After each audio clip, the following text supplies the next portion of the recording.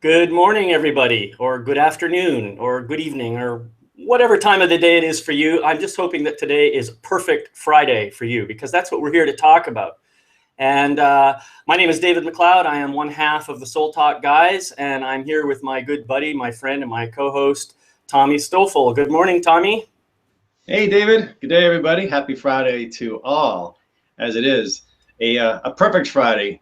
You know, I I was on a call a little while ago, and somebody said, "You sound happy today." I'm like, "Yeah, it's Friday." Yeah. So every Friday is kind of perfect. But our topic today is around perfection, and we're going to deep dive into perfection, the paradox of perfection, and maybe some of the trips and the traps that we create by sometimes trying to be perfect. So, David, today is all about perfection. Let's dive into it and see where it takes us. I love this topic. Before I started doing my personal growth work, I really had a perfectionist kind of approach to life. And I noticed that it really didn't make me very happy, because no matter how much I tried to perfect things, as it were, to make things better, they were just never good enough. They were either not good enough for me, or they were not good enough for somebody else in my life. Not good. And typically those were people that, were pretty important to me. Their opinions mattered to me. They mattered so much. In fact, I made them matter so much that their opinions mattered more than my own did. And so consequently, I was always chasing, going after this thing that I thought would be perfection. And perfection takes on a whole pile of different perspectives, I guess. To me, perfection meant succeeding to a certain level. It meant having the right car, the right house, the right family, all of those things. It meant showing up in just the right way. It meant matching the pictures on all those model magazines. All of those things is what perfection meant to me. And I tell you, it did nothing but make me miserable.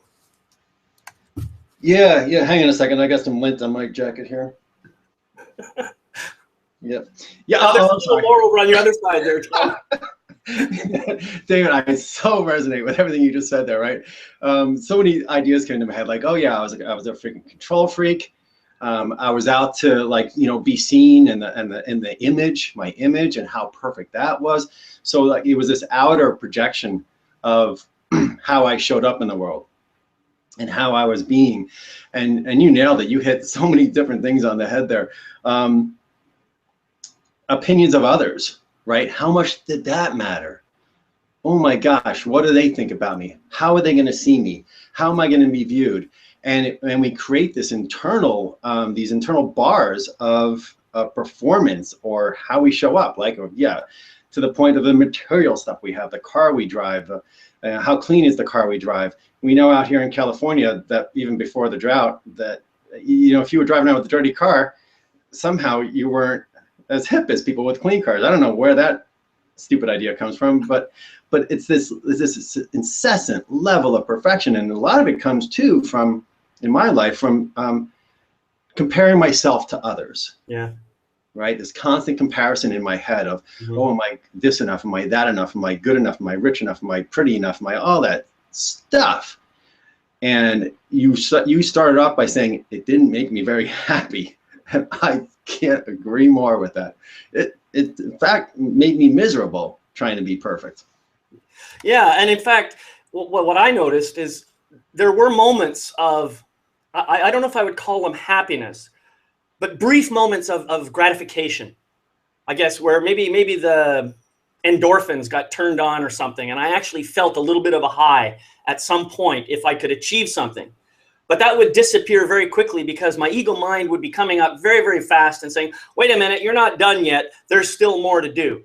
There was never, ever, ever a place where my ego mind would just say, enough. My ego mind is just constantly going, constantly doing stuff like that. And in some ways, I think, it may not be a totally bad thing. I think it's great that we want to continually improve ourselves. I think it's great that we're looking for ways of, making ourselves better and so on. But at some point, we have to pause and reflect, and we have to say, man, look what I have done so far. It's really, really, really important, I think, to just pause, turn around, and look back on the path I've taken and say, wow, look how far I've come so far. And breathe it in and honor it and welcome it and be grateful. That's where satisfaction starts to come in. That's where true happiness comes in. Because if you can get to that place, then you can say to yourself, you know, if I were to die right now, I know that this was good enough. That's where you want to be. And I think that's where true perfection lies, right in that quiet place of here and now.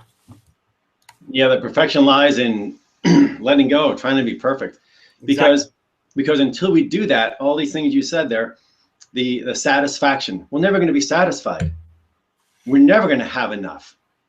We're never going to have the perfect, image. So that just sets us up for failure every single day. We're just never satisfied. Talking about the core of happiness. If you really think about the times when you're happy, and yet you're right, David, we do have those spikes, right, of attaining something. I'm striving, I get it, and then bam, our ego says, oh, you're not done yet. Get up and do it again. Mm-hmm. And that's a tiring cycle. In the true inner depth of happiness, to me, there's some words that come up is, the satisfaction in day to day. There's a word fulfillment that comes up. I'm fulfilled. And boy, perfection is the enemy of fulfillment. And perfection is also the enemy of contentment. There's just being able to rest in the peace of a moment, or appreciating what you've done, like you said, or what you've accomplished. So this perfection is a freaking pain in the butt. What is coming? Yeah, very much so. All of those things are very true. Those certainly have been true in my life, and I dare say they're true in most people's lives. I mean, who doesn't at one time or another strive to do better? I think we all do. And I think it's a pretty natural phenomenon. And it's okay, as I said. The thing is, we have to balance that with what is right now. We have to accept and love what is right now before we can even really know what it is we want to change. If we're so busy going after the next big thing without even noticing where we are, well, we may be just going off in random directions. And that doesn't serve us either. We could completely lose sight of our purpose for being here if we don't stop, take a breath, and notice where we are right now. I heard a teacher telling a story once. He was up in front of an audience and just talking about life and these types of things. And he said, it seems like humans live in this particular place. There's a place where certain humans come from, and it's a valley, and it's called the Valley of Nearly There. Yeah. And that's it. We get in this place of we're nearly there. And if we're always striving for something, I totally agree. We have to have some internal goals. We want to get better. We want to improve. Dr. Wayne Dyer used to say that I just wake up each day and I just want to, for myself personally, I just want to try to be a little better today. That was as far as he put it. There's no goal of perfection. There's no end in sight. There's just like, I want to try to be a little better today than I was yesterday. Yes, do it. But setting these goals and these standards, which most of us don't ever even write down or think about, they're just kind of, right, they're just in the back of our brains kind of chugging along there. Oh, you failed again. Oh, you made a mistake. Oh, you slipped up. Oh, you didn't do this right. Oh, somebody's going to, catch you, make it. Oh, no. And all that nonsense in there. We just need to bring the light of awareness into it and start to dissolve that perfectionist attitude that I know I had. Yeah. A lot of people call those voices that you're talking about, gremlins, or maybe just voices, or I've heard some people call them saboteurs. Another term, well, one term that I like that really resonates for me is the enemy within. And it really is my own self that's causing this to happen. And so I can't blame somebody else for all these thoughts that are going on inside my head. What I have to do is I have to acknowledge them. I have to recognize them. I have to accept them. And then I can do something about them. But the first thing I have to do is recognize that I have got parts of myself that in their own twisted way, are trying to help me, but they're kind of dysfunctional. And they're like little kids, you know, who are. It reminds me of the Peter Pan story, the one with Robin Williams, where all these, you know, dirty kids in the Neverland thing, and they were just up to all kinds of trouble. Now, I really think that kids in general are, you know, they're trying to help out in their own way, but they just don't understand what the impact of their actions is. And a lot of my enemy within are like that. They think they're helping me, and I think this is true for you and for everybody else too. They think they're helping you, they think they're doing a good service, but all they're doing in the long run is creating more pain and anguish. And they don't realize that, and this is why we have to settle down. And, you know, Tommy and I talk about this all the time. Settle down, come back to your heart, come back to your soul, take a deep, deep, deep breath, and get back present to who you really are. Once you're there, then you can just bring some loving energy to all of those voices and say, thank you so much for your kindness and your help. I think I've got this covered, you know, and it's that easy, but it's not, well, it's that simple, but it's not necessarily that easy. Very true, right? So I love the Peter Pan imagery, and I love, yeah, the little kids running around nutty. I sometimes talk about, like, you're a ship, and your crew is mutinied, and they think they're doing a good thing, screaming, "Look out for the rocks!" And the guy's up in the crow's nest, and he's, you know, hollering and bashing, and but they're causing more trouble than it's worth. And I also sometimes think about, I think sometimes when our mind is doing that, right, and we have that part of our mind that's the drama team, the drama creator, and we're trying to be perfect in there, it's almost like we've created an internal hostage situation where we're holding ourselves to such standards that we are almost afraid to do anything. We kind of hold ourselves hostage. We're like, you can't even, don't even speak up. Don't even raise your hand. Don't ask for help. Don't express your opinion. You have the answer, but you could be wrong. So don't say it out loud in a meeting, for God's sake, right?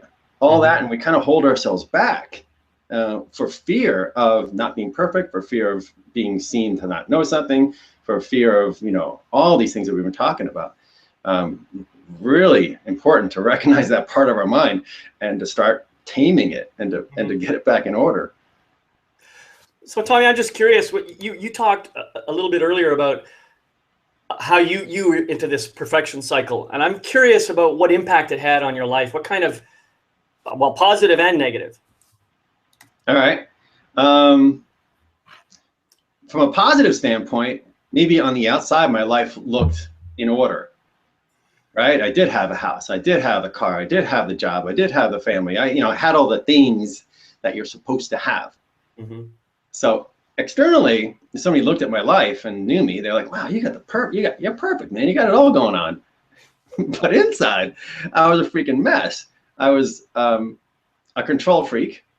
That kind of goes along with it, right? You're trying to control the outcome to make sure everything works out perfectly. So I'm always trying to control what's happening out there in the world. That's part of being a perfectionist. And that is I've learned now is not only an impossible task, but it's an insane thing to try to do, because we can't control anything outside of ourselves.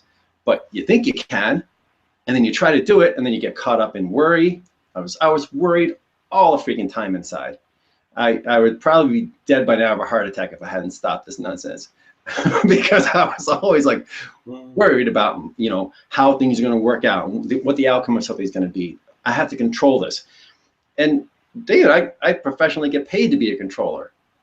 As a project manager, I'm paid to control ridiculous things that I can't control. Time doesn't even exist. How the hell am I expected to control it?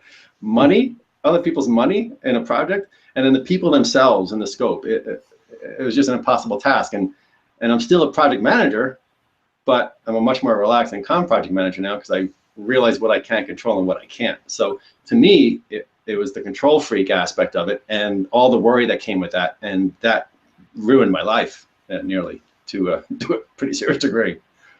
Yeah. My approach to perfection back in the day was all about trying to please people.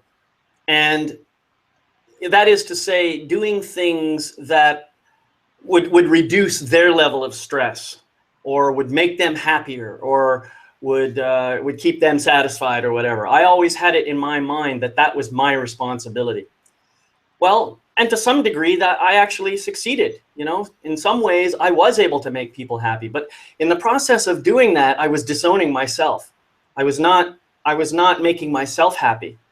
And my own life, you know, there was lots of ways in which my life was pretty good, but I was becoming more and more resentful over time. And eventually that resentment grew into pretty heavy duty anger that was hurting my kids. This was my quest for perfection. It ended up creating a lot of anger and resentment within me that hurt other people. And that's why I had to, you know, I realized, wow, this is just not going to work. I'm going to have to make big shifts in my life in order to be able to do something.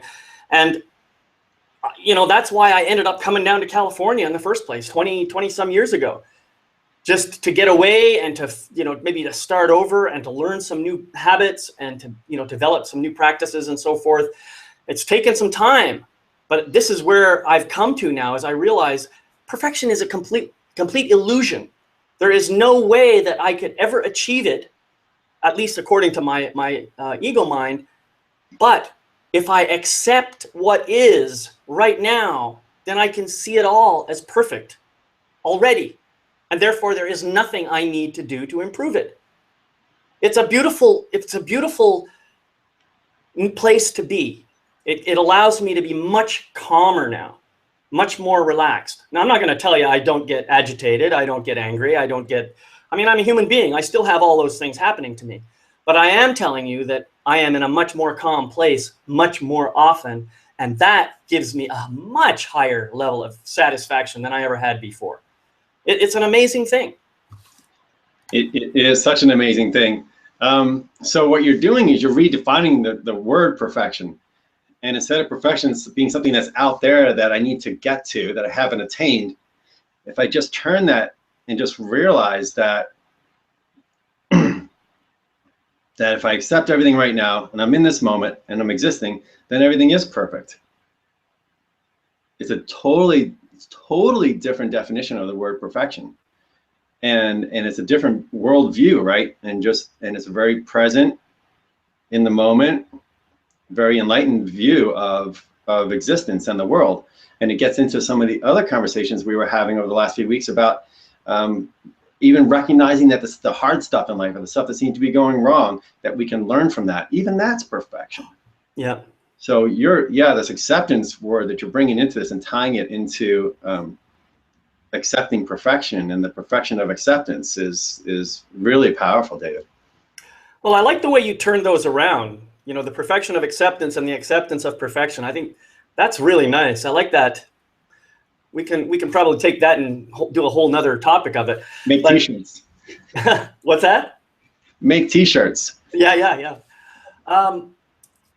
But I think you're absolutely right. This whole thing is about changing perspectives. You know, and I know that a lot of people will look outside and they'll say, well, but what about the starving people in Africa, or what about this, or what about that, or, you know, I agree that there's definitely a lot of things in this world that are unpleasant to look at, but that doesn't mean they're not perfect. It just means that if we can accept them as they are and bring love to them, that's when we can make a change. If we sit here and try to, you know, say, oh, this is so bad, this is bad, this is bad, and try and push it out of our awareness, or try to ignore it, or try to, you know, find some band-aid solution for it, we are not really bringing love to the solution. We are bringing more fear to the solution. And love is the only answer. And we're going to be talking more about this next week when we talk about another topic around the subject of resistance. But for now, I just want you to understand that acceptance is the key to the understanding of perfection. You brought up very awesomely earlier in that when you were talking about your experience, and let's go back to our experiences, right, of what we were experiencing. And mine was, you know, this control issue, which does tie into this. A lot of us, we're very empathetic people, and which means we're very compassionate. which means we can get dragged into drama that we have no control over. We can emotionally get dragged into things that are going on in different parts of the world that, like you said, we definitely can't control them. We may be able to influence them with our love as we grow in our capacity to do so. But really, a lot of that stuff we just don't have any control over. So for me, that's somehow how, yeah, you accept what is. You accept what's out there because it is. I didn't cause it. I didn't create that problem. I didn't, I didn't cause the methane leak that's been going over 20 miles away from here for the last way too freaking long. So do I have some concern about it? Yeah. Am I getting eaten up about it? No. Is it part of my game to control it? I can't. So really powerful stuff in here about accepting. And something else I want to tie back into earlier. When you were going through your story of pleasing others, this one is so many of us get caught in this, David, that I want to kind of bring it back up again. Making other people happy. Oh my gosh. If there's one thing I could help people drop and let go of, is trying to make other people happy.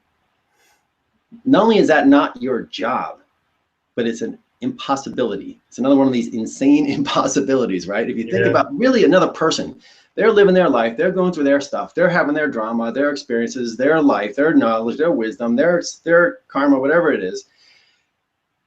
And you take it upon yourself to help them make them happy.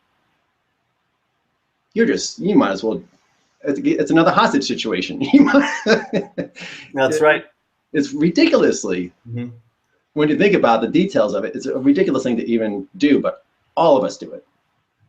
Yeah, and this is a funny thing, because our language, the language we use with each other, is geared towards making other people believe that I do have that power. Let me give you an example. I might do something for somebody, and that person will say to me, "Oh, thank you. You make me so happy." And that goes into my consciousness, into my subconscious. Or, "You make me so mad." Or, "You've made me so sad." Or, "You make me afraid. You're intimidating." The fact of the matter is, I don't have the power to make anybody feel anything.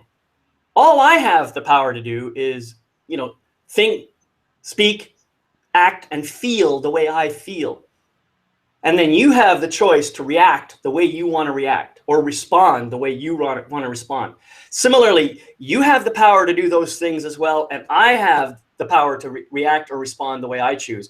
But you don't make me happy. You don't make me sad. I feel happy, or I feel sad, and I might attribute that feeling because of how you're showing up. I might give you credit for some of it. But that's really how we have to clean up our language and start saying what we really mean, and not what we want other people, or trying to manipulate people into thinking things. I mean, that's a whole nother 10 topics down the road. It is another 10 brilliant topics.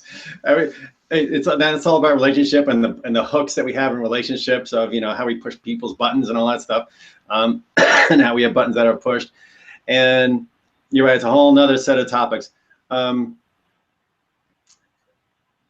But yeah, it's funny, because when somebody says, you make me angry, or you make me sad, or I hear somebody else saying it, in the back of my mind now, which is my conscious mind, it says, no, I don't. You're doing that yourself. You're making yourself mad. Don't blame me for this. I can't say it out loud to somebody, because then if they're already blaming me for something, then that'll just escalate and I'll get a punch in the face. But you just punched me in the face, and it's your fault. Now you really make me feel bad. That was physically you made me feel bad. But you're right, David. We have to change our language, and in the meantime, we could just have this little dialogue in our head and laugh about it. Say, no, I don't make you mad. I don't have that power. When you take that power back for yourself, right? That's the thing. In unconscious mind, relationships and stuff like that, we totally believe it's the other person's fault. You made me feel this way. You screwed this up. You make my life miserable, right? All this terminology, because that's set in motion by the human race and all this competition and comparison and need for others' approval. That's the mucky part. But Yeah, once we start rising above that, you start breaking yourself free from realizing that it's not your job to make other people happy, and it's not their job to make you happy. yeah. Yeah, and the thing is, it takes a certain amount of elevated consciousness to be able to understand that difference. I've learned it for myself. I realize that no one else has any power over my feelings, or anything that happens within me is my responsibility. And so I know this for myself. And I also know that if I try to tell somebody else that I can't be held responsible for their feelings, their ego mind might not like that so much. Their ego mind is going to resist that. Their ego mind is going to say, screw you, dude, it's your fault. They're going to make sure that they want to make me wrong so that they can be right, and vice versa. This is the problem that we're facing, Tommy, and that you and I have been talking about for almost 2 years now, is this ego mind thing that has grown so out of control all over the planet. And here's what we're trying to do, is we're trying to raise people's awareness of that. Bring their attention more to their heart and their soul, which is really where their true essence really lies. Yeah. Good thing is we're not doing this alone. You and I aren't the only ones on the planet talking this talk and walking this walk. There's lots of other great teachers, more and more becoming more and more aware and prevalent, and a lot more opportunities for people to hear this message and to really get it. But yeah, at the crux of it, the starting point is to separate me from my ego. Mm-hmm. To understand intellectually that there's a part of my brain that is that ego mind, and that is not me. That is not me in my entirety. And every time we talk, David, every topic we talk about helps people separate that. So you can kind of see the two. You can see the mutinous crew, and you can see the commander, and then you can keep being a little better every day, right? Right. Without trying to be perfect, without trying to get back into that mess again, without setting that as a new bar inside yourself, because then you're just back in the crazy boat. Yeah, exactly. And really, as you say, there are a lot of people doing it, and it's all perfect. It's all part of the big plan, I think, for all of us to be elevated in our consciousness. And maybe part of the process is that we have to go through this dark phase first before we can get to that light phase. And maybe we have to go through a series of light and darks before we really understand it. So it's all part of the amazing, beautiful cycle of life. And I don't know about you, Tommy, but even though I sometimes find myself feeling very irritated and even angry at times about it, I still, in general, am very, very grateful for this amazing opportunity that we have here. I am grateful for it as well, and I'm very optimistic. I see all the signs that the human level, the human consciousness as a whole, is growing and expanding. More and more people, and so it's heading in the right direction. It's not shrinking. We're not the dying voice. We're the increasing voice. We're the raising voice. And hi, Joanne. Lovely. Thanks for the nice comment and feedback. David, I was thinking, as you said earlier, about my job to make other people happy. Maybe we can leave everyone with a couple, 2 or 3, almost like I want to say, it's not my job. Something that we can do to ourselves to kind of take us off of this perfection plateau, and maybe, and I'm not sure if it's not my job to make other people happy. It's not my job to control the world. It's not my job to, I don't know if that's the right way to go with it, but let's think about it. Maybe a couple quick things that we can leave everyone with. I really like that. Yeah. It's not my job to make other people happy. Mm-hmm. It's not my job to control the world, because I can't. Anything else pop in? I would see if I wrote anything else there. Well, I would say it's my job to take responsibility for my thoughts, words, actions, and feelings, and to encourage others to do the same without requiring anything of them. And I think another part of my job is to bring as much love and gratitude into this world as I can. And if I do those 2 things, then I believe I can help improve the overall situation and help contribute to some concept of perfection. I love it. Let's leave it with that. Thanks so much. So, and what are we doing next week? Next week, Resistance is futile is the title of our talk, and we're going to talk. We dabbled into it a little bit this week of resistance and how resistance. We resist the pain going on the planet. We resist the bad stuff going on the planet. But we're going to show how that resistance actually kind of can backfire sometimes. So resistance is futile next week. I'll be wearing my special Star Trek shirt. See you then. Okay. Bye, everybody.